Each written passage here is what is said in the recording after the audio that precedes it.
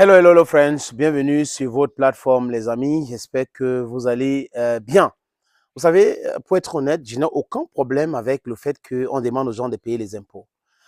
Tout le monde devrait payer les impôts. C'est normal dans un pays qui fonctionne normalement. C'est comme ça se passe. This is your Economan, this is your Guiman, this is your Bamendaman, I'm proudly anglophone. Mais si vous regardez le cas du Cameroun, les amis, à quoi servent les impôts des Camerounais?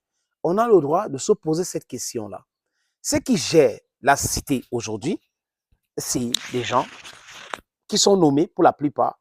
Est-ce que ces gens ont l'exemplarité dans la gestion des fonds du peuple? Parce qu'on parle d'argent de contribuables, les impôts.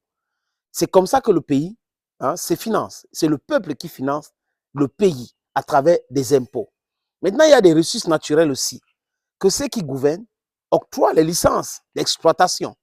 Mais est-ce que le peuple aussi a une lisibilité sur ce qui concerne l'exploitation de ressources naturelles dans un pays ou dans ce pays? Je doute très, très fort. Il y a certaines pans de notre économie qui restent entre les poches ou dans la tête de certaines personnes. Ils gèrent ça exclusivement et non pas les comptes à rendre. Mais seulement, à longueur de journée, ils parlent des impôts. Ils parlent des impôts.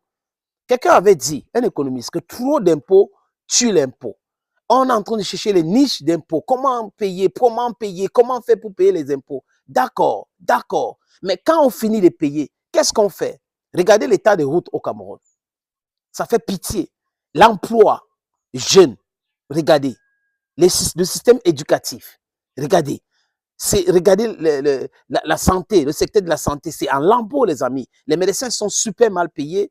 Le personnel médical est super mal traité, n'est-ce pas? Les enseignants, exactement la même chose. Quand les enseignants s'élèvent pour dire que respectons les droits, intégrons les enseignants, qu'est-ce qu'ils disent? Ils sont manipulés. Dont les gens qui sont des intellectuels ne peuvent pas savoir ce qu'ils veulent. S'ils demandent ou ils réclament ce qu'ils veulent, c'est qu'ils sont manipulés. Les impôts dont les Camerounais partent où, les amis? Ça part où? Ça part dans les poches de certaines personnes. Vous avez des gens qui sont fonctionnaires, mais milliardaires.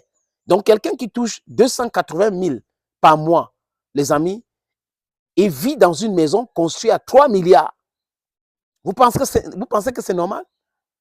Vous pensez que c'est normal? Et c'est au vu au su de tout le monde. Il y avait un monsieur qu'on avait filmé sa maison et certains journalistes dans le secteur privé ont commencé à expliquer que non, il est dans le cacao et ils ont allé filmer les champs de cacao qui ne valaient même pas la peine. Voilà pour vous le Cameroun, les amis. Regardez le poids, par exemple.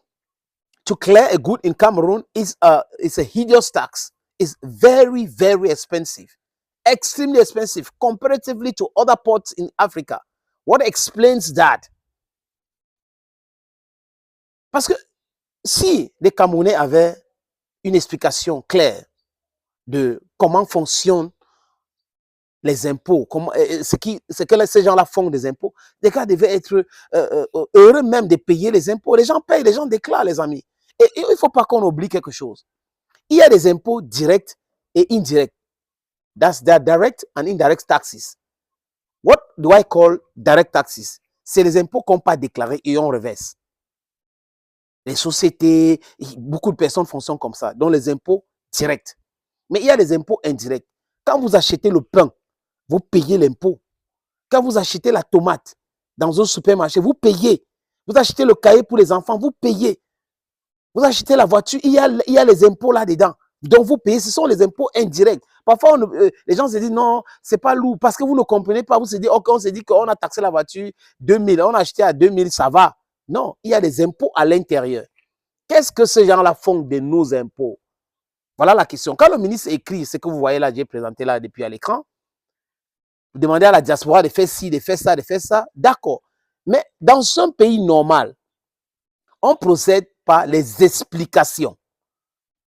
C'est les explications d'abord, à travers la communication.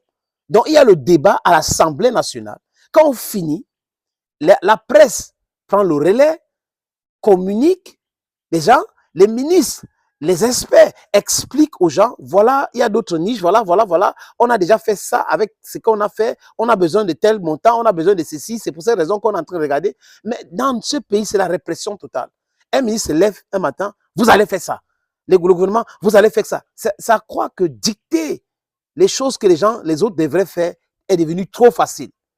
Le peuple n'est pas mouton. Vous devrez procéder par la pédagogie, monsieur le ministre.